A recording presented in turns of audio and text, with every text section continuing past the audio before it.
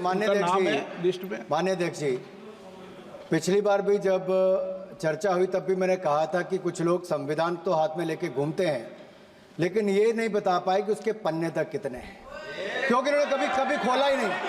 आज मैं क्योंकि ये संविधान जो राहुल जी सब तरफ दिखाते हैं सर, शायद उन्होंने इसके 2 पन्ने भी खोलकर नहीं देखे। अगर आप इसका प्रीफेस देखेंगे, प्रीफेस किसने लिखा है sir?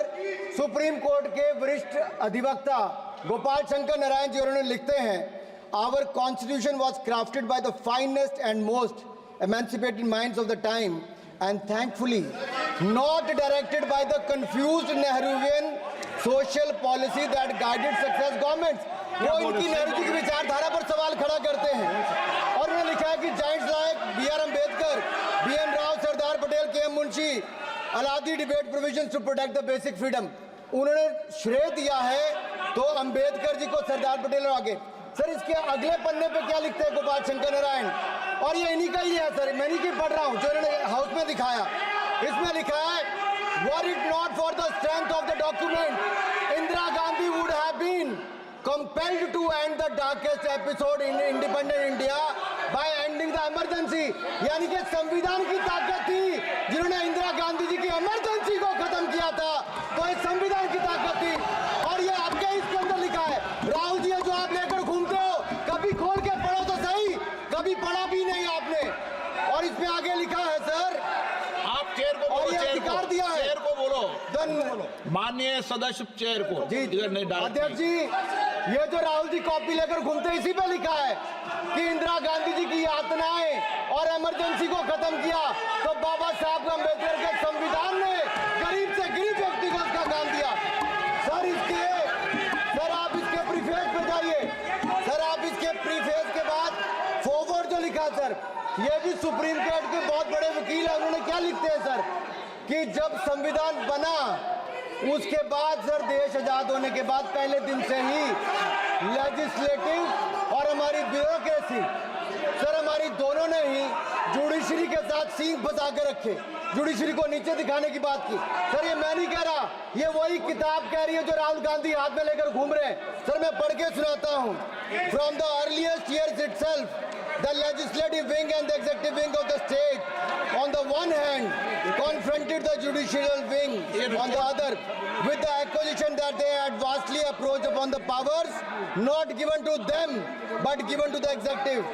The then law minister on 28 October 1976 issued a strident warning to the judges of the Supreme Court, and I quote, sir मैं quote कर रहा हूँ, an atmosphere of the confrontation was thought to be created by those whose duty it was to see that they did not encroach upon the field which did not legitimately belong to them. Nothing should be left undone now to ensure that such a situation did not recur. If even after the amendments confrontation continues, then I think it will be a bad day for the judiciary. ये कौन कह रहा है? उस समय के law minister कह रहे हैं, और क्या कहते हैं sir again? We are trying to save them from the temptation to intrude into the powers which do not belong to them. What we are doing today is not to save the people from the judges. ये कह रहे हैं, we are trying not to save the people from the judges, but really enabling the judges to save them from themselves. This was said during the emergency which hit the nation like tsunami and brought about the realization and the constitution could not be subverted. Sir, अगर ये संविधान जो बाबा साहब अम्बेडकर ने दिया उसी ने देश को बचाया।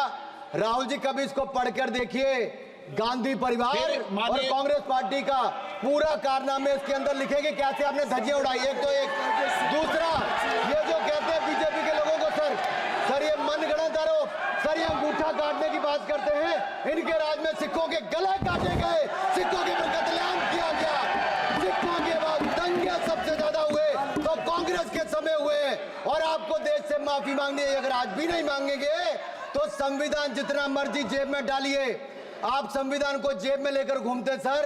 इन्होंने संविधान को तार-तार करने का काम किया है, इनको देश से माफी मांगनी चाहिए। मुझे आपका संरक्षण इसलिए चाहिए था कि झूठे आरोप लगाने बंद करे। ये संविधान की रक्षा आपने कभी नहीं की। इमरजेंसी जैसा कालखंड आया और संविधान को बार बार तार किया, संशोधन किया, तो आपने और आपकी पार्टी ने किया। धन्यवाद सर। श्रीकांत शिंदे। अध्यक्ष जी। हाँ स्पीच हुई है ना उनकी, स्पीच हुई है। 9 पॉइंट अरे ऑफ बैठिए ऑर्डर अभी। उनकी स्पीच हुई है।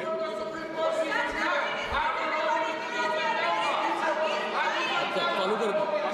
आप बैठिए, स्पीच हुई है। 9 पॉइंट ऑफ ऑर्डर स्पीच हुई है, टेबल कर देंगे इसको। अध्यक्ष जी हाँ इसको